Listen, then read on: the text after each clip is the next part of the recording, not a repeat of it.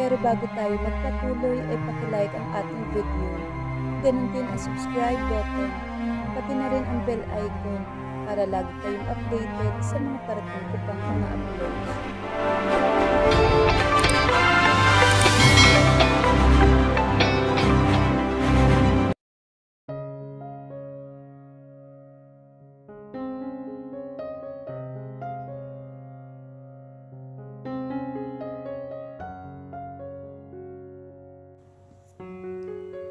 Naiiyak ako habang nakikinig sa kwento ni Alfred. Hindi ako halos makapaniwala na ganun ang pinagdaanan niya. Wala akong kaalam-alam na ganun kasalimuot ang kanyang buhay. Pinunasan ko ang luha ko. Anak ka ng ama ni Axel sa labas. Papaano? Nakanganga kong tanong sa kanya. Oo. Ilang araw na lang at ikakasal na sina Samuel at Sheila. Nang hindi sinasadyang may nangyari sa aking ina at kay Samuel. Pareho silang lasing noon. Nung nalaman ng aking ina na nabuntis siya, itinago niya ito kay Samuel dahil may asawa na ito. Itinakwil siya ng kanyang mga magulang at namatay siya nung ipinanganak niya ako. Ang matalik na kaibigan ng aking ina ang nagpalaki sa akin at inakala kong ina. Nagkaroon ng boyfriend ang nanay-nanayan ko ni isang Amerikano. At nagkaanak sila, si Angela. Mahal na mahal ko siya. Si nanay pati na rin si Angela.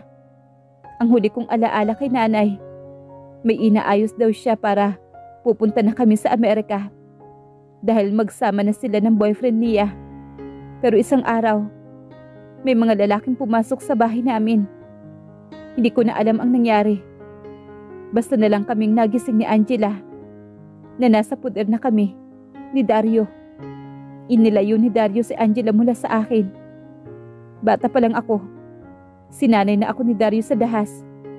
Gusto niyang ako ang mamuno ng gang niya balang araw dahil mahina daw ang anak niya. Gusto niyang ako ang ipagmamalaki niyang asasin na siyang papatay sa mga kaaway niya. Pero naligtas ako mula sa kanya ng tito ko. At dinala ako ng tito ko sa New York at doon na ako nagsimula ng bagong buhay. Nagpatuloy si Alfred sa pagkukwento sa akin sa kung paano. Pagbalik niya muli dito sa Pilipinas ay naging impyerno na naman ang kanyang buhay dahil kay Dario. At dahil sa kapatid niya na si Angela ay wala siya nagagawa kundi ang sumunod dito. Itong sinasabi mong Dario, bakit galit na galit siya sa mga Delacuesta? Sa pagkakaalam ko nung una, dahil sa kasawian niya sa pag-ibig, sa tunay kong ina. Saka lang ako naliwanagan nung nagkausap na kami ng aking ama na si Samuel. May galit na talaga ang angka ni Dario sa mga Delacuesta mula noon pa. At mas tumindi ang galit ni Dario nang si Samuel ang minahal ng babaeng nagugustuhan ni Dario. At hindi ang aking ina, kundi ang asawa ngayon ni Samuel. Galit din si Dario sa akin, lalo na sa aking ina, dahil hindi ito tumupad sa usapan nila na sirain ang kasal sana ni Samuel at ni Sheila noon. Sa tingin ko, gumagamti siya dahil sa ginawa ng aking ina sa investigasyon ng mga Delacuesta. Lumalabas din na si Dario ang may kagagawan sa pagkawala noon ng kanilang anak. Hindi ko alam ang aking sasabihin kaya nakatitig lang ako kay Alfred. Hindi ko man tunay na nakita ang lahat ng pinagdaanan niya. Pero para ko na ring nararamdaman ang sakit na nararanasan niya, lalo na't hindi maitago ng kanyang mga mata ang paglatay ng sakit dahil sa mapait niyang nakaraan, pati na rin sa mga pinagdaanan niya sa 3 taon na nawala siya. Mahal na mahal kita, Maureen. Aniya na hinawakan ang aking kamay. Nanubig naman ang aking mga mata sa kanyang sinabi. Kung maibabalik lang ang nakaraan, 3 taon ang nakakalipas. Kung inamin lang niya sa akin ang lahat. Bago pa nasaktan ng sobra ang puso ko. Hindi sana kami umabot sa ganito. Handa naman akong magsakripisyo para sa kanya. Nakahanda naman akong samahan siya sa laban niya. Handa naman akong gawin ang gusto niya. Pero mas pinili niyang saktan ng sobra ang puso ko. Mas pinili niyang sabihin sa akin na ipalaglag ang ipinagbubuntis ko kaysa aminin sa akin ang lahat. Nung handa na siyang aminin sa akin ang totoo at panindigan ako, hindi na niya nabigyan ng pagkakataon pa. Galit ako sa mga taong naging dahilan kaya nagkahiwalay kami ni Alfred. At isinumpa ko sila nung nalaman ko ang ginawa nila kay Alfred. Pero kung sa bahagi lang namin ni Alfred ang pag-uusapan at hindi na sila kasali pa, may pagkakamali din si Alfred. Hindi na siya nagbigyan ng pagkakataon dahil sinayang niya ang maraming pagkakataon at pinili niya na saktan ako. Nagkatinginan kami ni Alfred. Kahit pa may kadiliman, pero kitang-kita ko pa rin ang pamumula ng kanyang mga mata. Tumayo ako at isinuot ko ang mga damit na nahubad ko kanina. Maniwala ka. Mahal na mahal kita, Maureen. Mahal kita mula nung iniligtas mo ako noon. Napatigil ako sa aking ginagawa at napatingin ako sa kanya. Naaalala mo ba? Iniligtas niyo ako ng tito mo nung mula sa panggugulpi ng mga 3 lalaki. Hinaplos mo ng pisngi ko noon. Mula nung sinabi ko sa sarili ko na pag maayos ko na ang lahat, hahanapin kita at pakakasalan kita. Tuluyang napatulo ang luha ko sa kanyang sinabi. Hanggang ngayon malinaw pa rin sa aking alaala ang hitsura ng batang yon. Ang kanyang nakakaawa na hitsura, ang kanyang magagandang mata na ngayon ko lang napagtanto na siyang mga mata pala ni Alfred. Pero nung lumaki ako, ay kinalimutan ko na yun, Maureen. Lalo pa at kailangan kong paibigin si Danaya para mailigtas siya. Mahal ko si Danaya, na tulad ng pagmamahal ko kay Angela. Hindi ko kakayanin o iisipin na may mangyaring masama sa kanya. Pero nung ipinakilala ka ni Danaya sa akin bilang kaibigan niya, doon na nagkagulo-gulo ang lahat ng plano ko. Doon na ako nagsimulang magrebelde kay Dario. Hindi mo lang alam na pag sumasama ako kay Danaya, pag nagbabar kayo, ikaw talaga ang pinabantayan ko at hindi sa Danaya. Dahil may iba namang nakabantay kay Danaya at si Axel yon. Alam kong pareho lang kaming dalawa ni Axel. Alam ko ang galawan niya. Tinatakot niya ang mga lalaking gustong lumapit kay Danaya. Habang ako naman ay tinatakot ko din ang mga lalaking lumalapit sa iyo. Alam ko yun. Dahil kung binabantayan niya ang girlfriend niya, dapat alam niya na may kalampungan itong iba pagpupunta ito sa restroom. Pero wala siyang pakialam. Kay Wilma, mas alam pa nga niya kung ilang baso ng alak ang naiinom ni Danaya kaysa kay Wilma. Oo nga at naaalala ko ito. Madalas naman pumain noon si Axel. Ang mga nainom ni Danaya, pero hindi namin binibigyan iyon ng ibang kahulugan. Habang napapatitig ako kay Alfred, ay naaalala ko bigla. Tumigil ka na sa pag-inom mo. Nanlaki ang mata ko nang biglang kinuha ni Alfred ang baso ng alak na hawak ko. 4 na baso na ang naubos mo. Gawain ba na matinong babae ang maglasing? Umalis ka sa harapan ko. Hindi tayo close. Taas kilay kong sambit naman kay Alfred. At saka, bakit mo nasabi na 4 na baso na ang naubos ko? Binabantayan mo ba ako? Alak ang negosyo ng pamilya ko. At base sa amoy mo ngayon, 4 na baso na ang naubos mo, kaya itigil mo na yung pag-iinom mo. Huwag mo nga akong pakialaman. Si Danaya ang bantayan mo at hindi ako. Naiirita kong sambit. Hindi lasinggera si Danaya, ikaw itong mahilig maglasing. Inirapan ko siya. Hinago naman niya ako ng tingin mula ulo hanggang paa. Bakit ganyan ka makatingin sa akin? Ang hilig mong maglasing, tapos ang hilig mong magsuot ng mga maiikling damit. Gusto mo ba talagang binabastos ka ng mga lalaki? Hoy lalaki, wag mo akong bubwisitin ha. Sa pagkakaalala ko, wala pang lalaki na bumabastos sa akin, ikaw pa lang. Umalis ka sa harapan ko, naiirita ako sa'yo. Crush ko siya, pero at the same time, hate ko din siya. Pag nandyan siya, sadyang pakialamero siya. At pag kaming dalawa lang naman ang nag-uusap, Talagang walang preno ang bibig ko. Naiirita ka sa akin? May crush ka siguro sa akin ano? Sorry, hindi kita type. Hindi ako mahilig sa mga maiitim at walang cleavage. Buwisit ka talaga. No wonder, kaya binasted ka ni Danaya dahil wala kang modo. Hindi ko talaga makita ang sinasabi ni Danaya na mabait ka. Bakit ba ako nagkagusto sa isang lalaki na napakabastos na tulad niya? Bakit ka ba laging sumasama kay Danaya? Di ba wala namang kayo? Binabantayan ko kasi ang mahal ko. Huwag ka nang umasa. Hindi na magiging kayo ng mahal mo. Si Danaya ang tinutukoy ko. Masakit pala. Idinaan ko na lang sa galit. Ang feelings ko para sa kanya. Talaga, hindi magiging kami? Napalunok akong bigla nang inilapit niya ang mukha niya sa mukha ko. Sunod-sunod ang paglunok ko hanggang sa napaubo ako. Dahil sa parang nalunok ko na din pati dila ko. Tawang-tawa naman si Alfred pagkatapos niyang ilayo ang mukha niya sa akin. Ako ba ang tinutukoy mong mahal mo? Kahit matagal na yun na nasa college pa lang kami. Pero hindi ko naman mapigilan na kiligin sa isipin na baka ako nga ang tinutukoy niya. Kinastigo ko agad ang aking sarili. May asawa na ako. Hindi na ako dapat kinikilig pa. Dahil kay Alfred, ang mga iyon ay bahagi na lang na nakaraan naming dalawa. Oo, Maureen. Parang uod na binudbura ng asin ang puso ko sa narinig. Kasasabi ko lang kanina na hindi na ako dapat kinikilig pa. Pero hindi ko mapigilan ang aking sarili na madama ito. Kahit pa hindi kaming dalawa ang nagkatuluyan.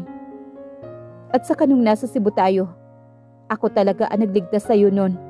At totoong naghalikan tayo. Iyon ang unang halikan natin. Tama nga ako. Hindi iyon isang panaginip. Kainis talaga siya. Halos buong linggo niya akong pinaisip kung panaginip ba iyon. Sinadya ko talaga na huwag kang i-text nung graduation nyo. Dahil gusto kong malaman kung naaalala mo pa ba ako. Hinihintay ko ang text mo. Nun para awayin ako kung bakit hindi kita binati. Pero binati ko ang iba. Pero mukha ka namang walang pakialam. Napanganga ako sa confession niya.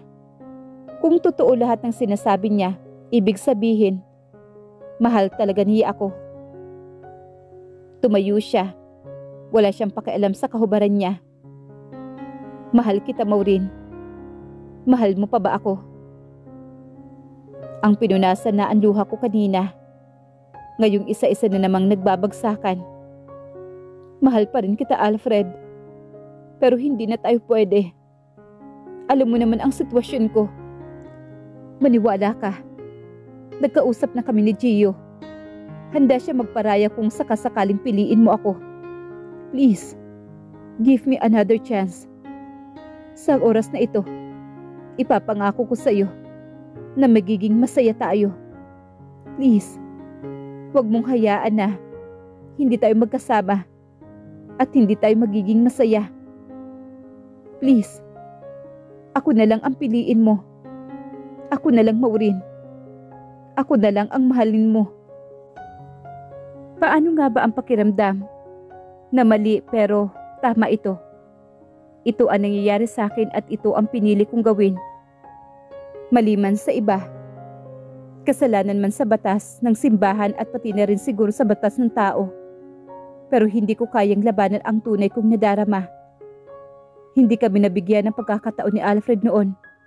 At umaasa ako na sana sa pagkakataong ito, magiging masaya na rin kaming dalawa. Alam kong kailangan ko munang kausapin si Gio.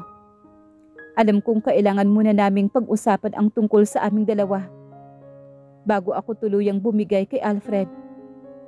Pero ang mahabang taon na nangungulila kami sa isa't isa, idagdag pa ang katotohanan na matagal na pala niya akong mahal, ay siyang naging dahilan. Kaya hindi ko napigilan ang tuluyang magpatianod sa pag-ibig ko sa kanya. Saan ba tayo pupunta? Nakangiti kong tanong kay Alfred nang hinila niya ako papasok sa kagubatan. Basta, may ipapakita ko sa iyo. Paano kung hanapin tayo ni Isabela? Sandali lang naman tayo. Wala akong nagawa kundi ang sumama sa kanya. Sandali ako napatigil sa paghakbang dahil sa pagkamangha ko sa lugar. Ito pa kasi ang unang beses na nakapasok ako sa isang lugar na may madaming puno at iba't ibang klaseng halaman. City girl ako at ni minsan hindi ko man lang nasubukan ang makapunta sa isang probinsya o sa mga bukirin na lugar. Hindi ko na na-experience pa ang mountain climbing. Dahil maliban sa wala akong interest dito, wala din akong masyadong oras. Magandang pagmasdan ang matatayog na puno na siyang tumatakip sa mainit na sinag ng araw. Masarap din pakinggan ang huni ng ibon. Napatingala ako sa itaas at napangiti ako habang nakatingin sa mga nagliliparang ibon. Hawak kamay kaming dalawa ni Alfred habang naglalakad sa medyo maglubak-lubak na makipot na daanan. Medyo paakyat ang daanan na tinatahak namin. Alfred, natatakot ako. Mahigpit akong napahawak sa kanya dahil natatakot ako habang napapatingin sa ibaba. Nandito ako, baby. Napasigaw ako nang pabigla niya akong kinarga. Alfred, ibaba mo nga ako. Mas lalo tayong mahihirapan sa pag-akyat dahil sa ginagawa mo. Saway ko sa kanya pero ang tamis ng ngiti ko. Trust me, baby. Mas madali sa akin ang pag-akyat ngayon karga na kita. Hindi na ako nagreklamo pa. Hinayaan ko na lang siya. Gusto ko din naman ang pakiramdam habang karga niya ako. Itinago ko ang aking mukha sa kanyang dibdib dahil natatakot ako na tumingin sa ibaba. Malaki naman ang tiwala ko sa kanya na hindi kami madidisgrasya. Kung kanina papunta kami sa itaas, ngayon naman ay pababa kami sa malalaking bato. Hindi na ako karga ni Alfred. Magkahawak kamay na kami ngayon. Malayo pa ba tayo, Alfred? Sabi mo sandali lang tayo. Parang 1 oras na tayo naglalakad ah. Hindi ko mapigilan ang magreklamo sa kanya. Don't worry, baby. 20 minutes pa lang tayong naglalakad. Malapit na talaga tayo. 20 minutes pa lang kaming naglalakad? Bakit sa tingin ko halos buong araw na kaming nasa loob ng gubat? Pinahihirapan mo lang talaga ako. Akala ko ba mahal mo ako? Nakahabang nguso na sabi ko sa kanya. Sakay ka lang sa likod ko para hindi ka na mahirapan. Ano? Sira ka ba? Madidisgrasya tayong dalawa niyan. Sabi mo kasi pinahihirapan kita. Napataas naman ang kilay ko. Pag tinaasan mo ako ng kilay, mas lalo akong mai-in-love sa'yo. Oo na, mahal mo na ako. Hindi mo na kailang mambola pa. Gusto mo lang yatang napangisi naman ako. Ano? Nakangisi niyang tanong. Alam ko naman ang iniisip niya. Basta, ikaw na ang bahalang magdugtong. Lagot ka sa akin mamaya. Sabay kindat nito. Napanganga ako sa kanyang sinabi. Gayon ko lang siya nakita sa ginawa niyang bagay na yon. Mas lalo tuloy siyang naging gwapo sa aking paningin. Napanganga ka na naman dyan. Sa kagwapuhan ko ano? Baka mas lalo kang ma-inlove sa akin. Hindi mo na kailangang sabihin yan. Masyado na akong patay na patay sa'yo. Alam ko, ang gwapo ko kasi. Inalahad niya ang kanyang kamay para alalayan ako sa aking pagbaba. Kapal nito? Nakatawa kong sabi. Saka ako humawak sa kanyang kamay at bumaba na. Maya-maya lang, halos hindi ako makapaniwala sa sumalubong sa aking mga mata. Isang napakagandang katawang tubig. Isang batis na may malinis na tubig. Kaya pala kanina parang may naririnig akong lagaslas ng tubig. Galing pala iyon sa batis na ito. Wow, ang ganda dito, Alfred. Hindi ko napigilang bulalas. Sabi ko sa'yo, halika. Hinawakan na naman niya ang aking kamay. Nagpatiado na naman ako sa kanya. Anong gagawin mo? Pagtataka kong tanong. Nang hinubad niya ang suot niyang t-shirt. Maliligo. Ang daya mo talaga. Sana sinabi mo na pupunta tayo dito para nakapagdala ako ng swimwear. You don't need to bring your swimwear. Eto, you can swim naked. Tayong dalawa. Wika naman ni Alfred. Hindi ko na siya nasagot nang agad na napako ang aking paningin sa kanyang nakakahumaling na katawan. Nakakaadik ang kanyang katawan na kahit ilang beses ko na nakita. Hindi ko pa rin mapagsawaan. Eyes on my face, baby. You giving me a hard on. Nag-init ang aking pisngi sa kanyang sinabi. Masyado na akong halata. Ibabalik ko na sana ang aking paningin sa kanyang napakagwapong mukha. Nang hinubad niya ang suot niyang short. Hindi ko mapigilan ang aking sarili na sundan ng tingin ang kanyang paghuhubad. Napalunok ako. Nang tanging nakabrief na lamang si Alfred ang nasa aking harapan. Maghubad ka na. Nakangising wika naman ni Alfred. Ano? Nauutal pa talaga ako na parang virgin lang samantalang may 2 taon gulang na kaming anak. Hindi ka pa maliligo? Hindi na. Umiling ako. Baka may makakita sa atin dito na naghuhubad. Okay baby, hindi na kita pipilitin. Sandali lang ako. Just wait me here. Tumango ako at nasundan ko siya ng tingin. Kainis talaga si Alfred. Ang haba ng nilakad ko kanina. Hindi man lamang ako makapaligo sa magandang batis na to. Dahil sa hindi sinabi ni Alfred sa akin na dito pala kami pupunta. Alfred? Tawag ko naman sa pangalan ni Alfred. Nang nawala na siya sa paningin ko. Mula sa pagkakaupo ko sa malaking bato. Napatayo ako at ipinaling ako ang aking mga mata sa buong paligid. Alfred? Ilang beses ko pang tinawag ang pangalan ni Alfred. Pero wala akong nakuhang sagot mula sa kanya. Agad akong nakadama ng sobrang kaba. Mabilis pa kaysa sa 4:00 ang ginawa kong paghubad sa suot kong damit. Itinira ko na lang ang suot kong panloob at agad akong lumusong sa tubig. Palangoy-langoy ako habang tinatawag pa rin si Alfred. Pero wala pa ring sumasagot. Sobra na ang kaba ko. Parang maiiyak na ako sa sobrang kaba. Bulaga! Napasigaw ako nang bigla na lamang umahon si Alfred sa aking harapan. Walang hiya ka talaga. Nandiyan ka lang pala. Pinag-alala mo ako ng sobra. Pagalit kong sambit pero tuluyan na talagang naglaglagan ang mga luha ko. Buong akala ko may masamang nangyari na naman sa kanya. Buong akala ko mawawala na naman siya sa akin. Takot na takot ako sa isipin ang bagay na ito. I'm sorry. Ikinulong ng kanyang kamay ang magkabila kong pisngi. Sa kaniya hinalikan ang aking noo. Please, huwag ka nang magalit. Binibiro lang naman kita. Hindi ko gusto yung biro mo. Naiinis pa rin na wika ko. I promise. I'm sorry. Hinalikan niya ang aking mata na puno ng luha. Sunod ang aking ilong. Pati na ang aking mukha. At ang huli ay ang labi ko. Malumanay lang. Kalaunan ginagawa ko naman sapagkat tuluyan na akong nagpadala sa kagustuhan ng puso ko at katawan. Hanggang sa lumalim ang halika naming dalawa. I love you. Wika ni Alfred. I love you too, Alfred. At muli kaming naghalikan. Agad na lumalim ang halika naming dalawa.